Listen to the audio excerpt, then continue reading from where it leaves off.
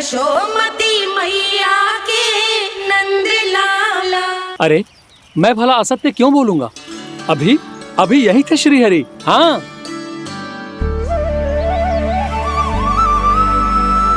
हाँ, जैसे श्री हरि को तो कोई कार्य है ही ना। वो तो आतुर होके बैठे रहते हैं कब तुम हरि हरि बुलाओ और वो दौड़े चले आए। भगवान तो भक्तों के पास आने के लिए सदैव आतुर रहते हैं। बल्कि सत्य तो यह है कि भक्तों के मन में ही निवास करते हैं भगवान। भगवान तो भक्त के पास आने के लिए सदैव ही आतुर रहते हैं शंकरी मौसी। बल्कि सच्ची बात तो यह है कि भगवान हमारे मन में ही निवास करते हैं। कम से कम तू तो इसे बढ़ावा मत दे जशोदा। जब देखो जब हरि नाम की रट लगाए रहते है। हरि बोलते बोलते ऐसो बावलो होता है कि सारा कार्य भूल जाता है। 2 दिन से अपनी मटकी के लिए चक्कर काट रही हूँ। अभी तो एक चक्कर और लगाना होगा आपको। आपकी मटकी तैयार हो गई है, अभी लाता हूँ।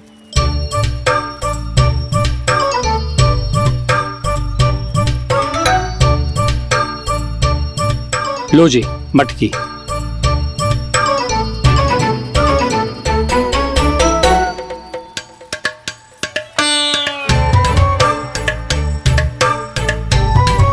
इस कच्चे मटके का क्या करूं मैं? हाँ? पर इसे तो मैंने भट्टी में पकाया था। अब तू ही देख ले कितना ध्यान रहता है इस कार्य पे। और कह तो है कि श्री हरि आते हैं इससे मिलने। हाँ आते हैं और आगे भी आएंगे हमारे श्रीहरि हमसे मिलने। और आके मोक्ष देंगे, है ना? मांगूंगा तो मोक्ष भी दे देंगे, मांगूंगा तो मोक्ष भी दे देंगे, मांगूंगा तो मोक्ष भी दे देंगे। अभी तो ये बता कि तू मुझे मेरी मटकी कब देगो? और मेरी मांग कब पूरी करोगे भोला राम जी? मेरो घड़ा मेरे दिए तो तैयार है ना कल एकादशी की पूजा और व्रत के लिए। एकादशी का व्रत? हाँ, एकादशी का व्रत। इसे करने से श्री हरि बहुत प्रसन्न होते हैं। अच्छा, फिर तो अभी लाया।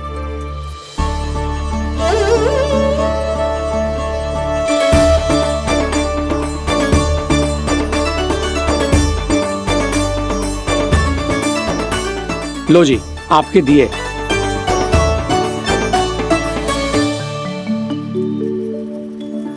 और जो हमने मांगा है वो?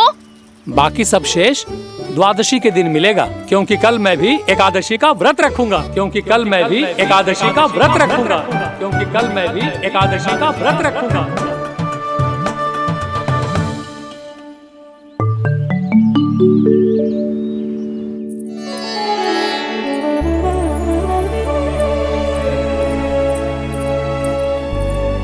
जानकी, फूलों का प्रबंध हुआ कि ना? हाँ भाभी, जे रे। सदैव विलंब कराती है। पर भाभी इस बार तो फूल समय से ही लाई थी। क्या हुआ जशोदा? अभी तो पूजा की तैयारी ना हुई?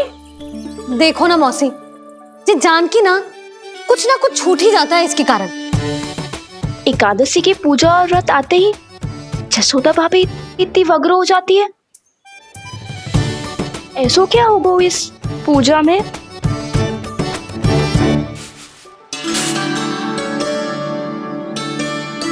ये थाली में रोली चंदन रखने से, दिया जलाने से के होगो? आपको पता भी है एकादशी का व्रत क्यों रखते हैं? क्या महत्व है इसका? लो, जे तो मैं जसोमती रानी से पूछना भूल ही गया। पर हाँ भगवान, मेरे लिए इतना ही पर्याप्त है कि इस व्रत को रखने से मेरे श्रीहरि हमसे प्रसन्न हो जाएंगे।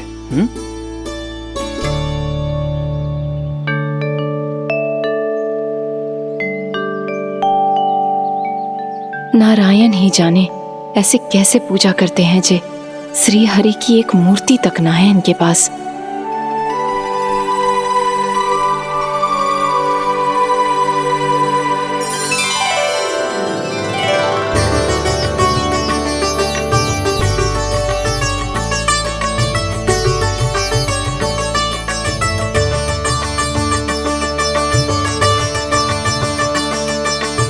प्रभु, न तो मेरे पास मूर्ति है और ना तो इस व्रत के विधि विधान के बारे में मुझे जानकारी है और ना ही मुझे इसके महत्व के बारे में जानकारी है, पर फिर भी मैं करना चाहता हूं।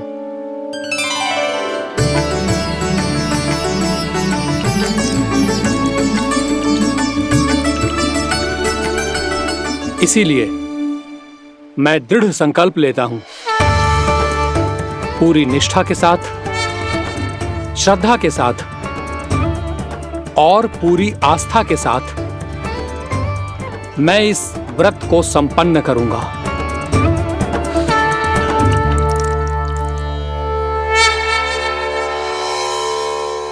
हम संकल्प लेते हैं कि एकादशी के व्रत को पूरी निष्ठा के साथ संपन्न करेंगे।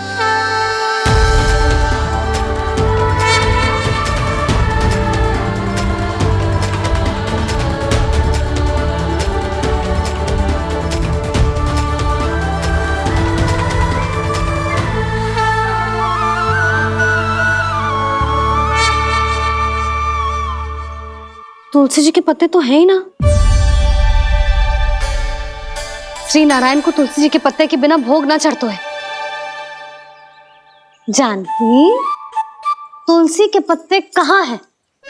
भाभी, मैं तो कब से यही पूछना चाह रही थी कि तुलसी के पत्ते लाऊं क्या, पर आप तो व्यस्त थी ना। तुझे कितनी बार समझाओ है ना, यदि तेरे कछु करने से किसी और की कोई हानि ना हो रही हो या किसी के अच्छे कार्य में सहायता हो रही हो तो मुझसे आज्ञा लेने की आवश्यकता ना है। समझ गई भाभी, आगे से जाना उनको। ले अभी लेकर आती हूँ।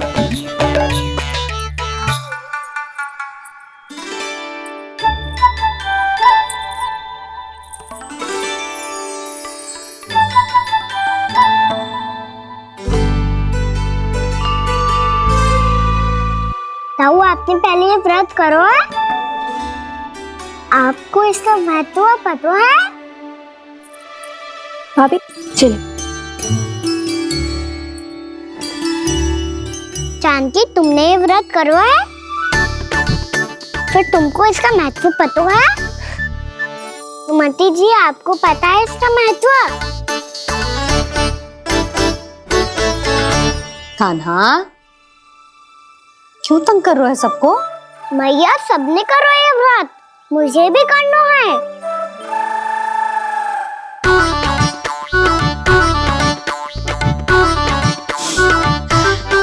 ये व्रत केवल बड़ों के लिए होती है लल्ला। जब आप ये व्रत कर सकती हो, बाबा कर सकते हैं, ये सारी गोपियां कर सकते हैं, वो भी कर सकते हैं, तो मैं क्यों ना कर सकता? क्योंकि तू कल तक भूखा ना रह पाएगो लल्ला। जब भक्त रह सकते हैं, फिर मैं क्यों नहीं रह सकता? मेरा अर्थ है कि नारायण के भक्त मैया, मैया मान जाओ ना, मुझे करने दो ना ये व्रत। अपनी लल्ला पे आप विश्वास ना है आपको? विश्वास है। अच्छा ठीक है, तू भी कर ले।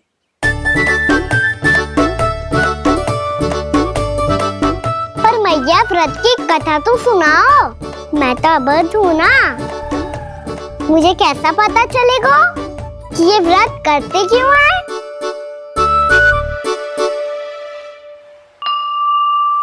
प्रभु, मुझ अबोध को कैसे पता चलेगा कि इस व्रत का क्या विधि विधान होता है और क्यों रखा जाता है और इसका महत्व क्या होता है? मुझे तो आप ही बता सकते हैं प्रभु। जब व्रत कर रहे हैं तब उसका महत्व भी पता होना चाहिए ना। बताओ ना मैया, क्यों रखते एकादशी का व्रत? इसके लिए तो तुझे एकादशी की कथा सुननी होगी। सुनेगो ना?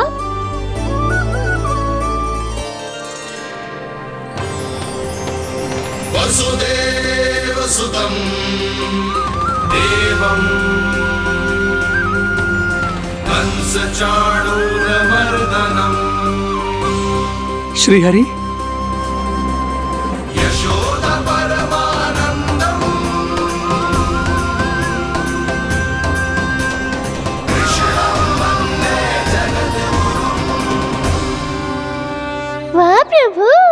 अपने भक्तों को एकादशी व्रत का महत्व समझाने का अच्छा उपाय खोज निकाला है आपने।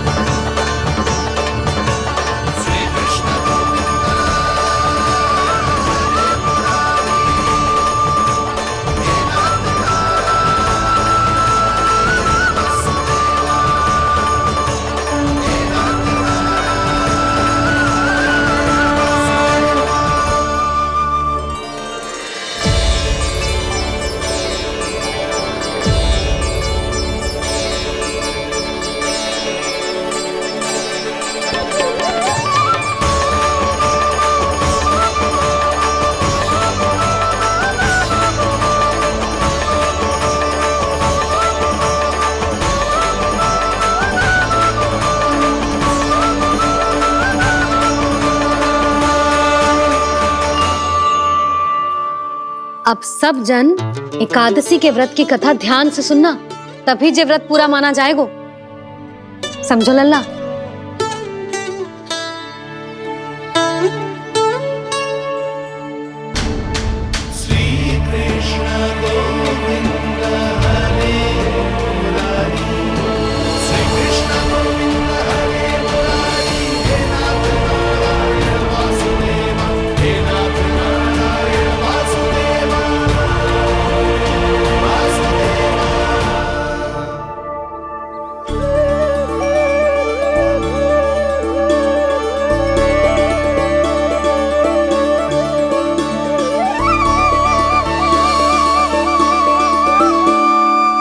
सतयुग में चंद्रावती नाम के नगर में मूरा नाम का एक असुर राज्य करता था। ओम ब्रह्मदेवाय नमः। ओम ब्रह्मदेवाय नमः। ओम ब्रह्मदेवाय नमः। ओम ब्रह्मदेवाय नमः।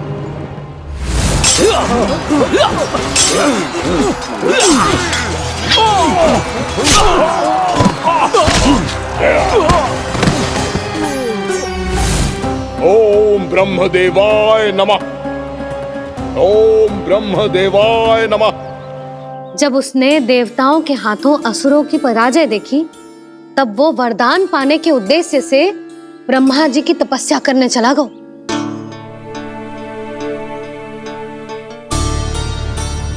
शीघ्र ही मूरा की तपस्या सफल हो गई और ब्रह्मदेव जी उससे प्रसन्न हो गए। ओम ब्रह्मदेवाय नमः। ओम ब्रह्मदेवाय नमः। ओम ब्रह्मदेवाय नमः। ओम ब्रह्मदेवाय नमः। ओम ब्रह्मदेवाय नमः। ओम ब्रह्मदेवाय नमः। ओम ब्रह्मदेवाय नमः। ओम ब्रह्मदेवाय नमः। ओम ब्रह्मदेवाय नमः। मूरा, प्रणाम ब्रह्मदेव। तुम्हारी तपस्या सफल हुई। बोलो, तुम्हें क्या वर चाहिए? सृष्टि के रचयिता ब्रह्मदेव, कृपया मुझे ऐसा वरदान दीजिए जिसकी सहायता से मैं त्रिलोकी विजयी बन जाऊं और कोई देवता मुझे पराजित ना कर सके। यहाँ तक कि देवताओं के रक्षक, सृष्टि के संचालक भगवान श्री विष्णु के लिए भी मैं अपराजय रहूं। तथास्तु, तथास्तु, तथास्तु। प्रणाम ब्रह्मदेव।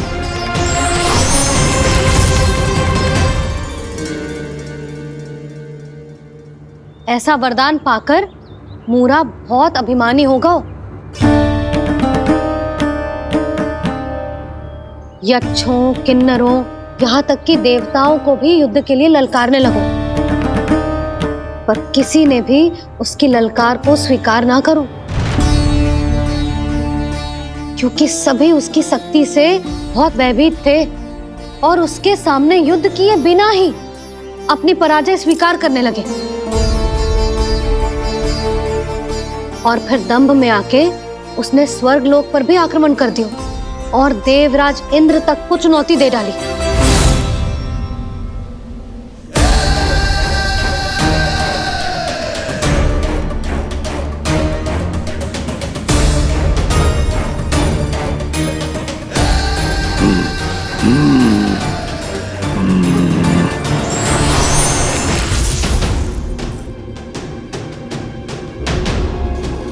मैं प्रतीक्षा कर रहा हूं देवराज, क्या उत्तर है तुम्हारा? मुझसे युद्ध करोगे या फिर बिना लड़े ही पराजय स्वीकार कर मेरे अधीन हो जाओगे और सौंप दोगे मुझे अपना ये स्वर्ग लोक? सारी शक्ति तुम्हारे मुख में है या कुछ बाहुबल भी है तुम्हारे पास? मैं तुम्हारी चुनौती स्वीकार करता हूं मूरा, मैं तुम्हारी चुनौती स्वीकार करता हूं मूरा।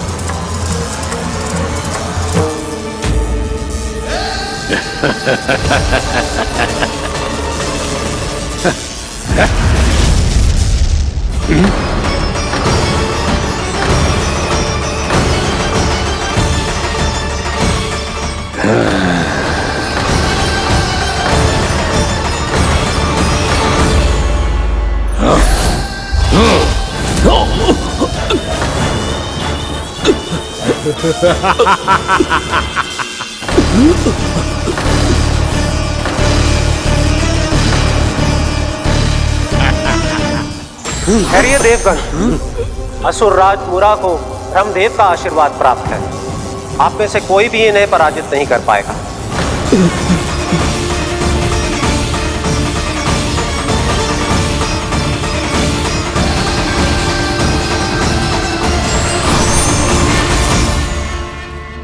एक अवसर और देता हूं देवराज, युद्ध या अधीनता,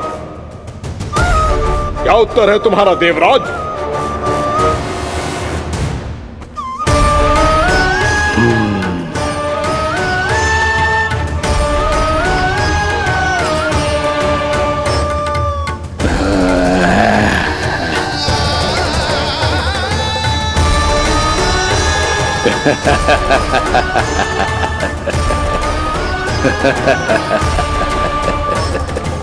इंद्र और सभी देवताओं ने मूरा के आतंक में आके उससे भयभीत होके अपना सिंहासन छोड़ दियो। अब मूरा स्वर्ग का अधिपति बन गयो और शीघ्र ही उसने अन्य सभी असुरों को स्वर्ग में निवास करने के लिए आमंत्रित कर दियो। और इस प्रकार से वो धीरे धीरे तीनों लोकों का सम्राट बन गयो। उसे किसी ने रोका नहीं मैया? ना लल्ला, इतना साहस किसी में था ही ना। और फिर ये निश्चित करने के लिए कि भविष्य में किसी और असुर की मृत्यु ना हो, वो यमराज पे भी विजय प्राप्त करने के लिए यमलोक की ओर प्रस्थान कर दियो। वो तो अपने आप को और सभी असुरों को अमर बनाना चाहता था। पर देवता और यमराज भी उसकी ये योजना समझ गए थे, इसीलिए उसके आने से पहले ही सारे देवताओं ने श्री नारायण से सहायता के लिए गुहार लगाई। अब केवल आप ही कुछ कर सकते हैं प्रभु। अभी तो मूरा केवल त्रिलोक का स्वामी है, और यदि उसने यमलोक भी जीत लिया तो वो जीवन को ही नियंत्रित नहीं करेगा प्रभु, वो मृत्यु का भी स्वामी हो जाएगा। ऐसे में पहले सृष्टि का संतुलन तो नष्ट होगा प्रभु, और फिर स्वयं सृष्टि ही नष्ट हो जाएगी। ऐसा नहीं होगा यमदेव, नियति ऐसा होने ही नहीं देगी। विधि रचेगी खेल और मैं बनूंगा माध्यम। असुर राज मुरा का सामना मैं करूंगा। बस आप मुझे चुनौती देने के लिए उसे तैयार कर लीजिए, चाहे उसके लिए आपको साम दाम दंड भेद कोई भी उपाय क्यों ना अपनाना पड़े।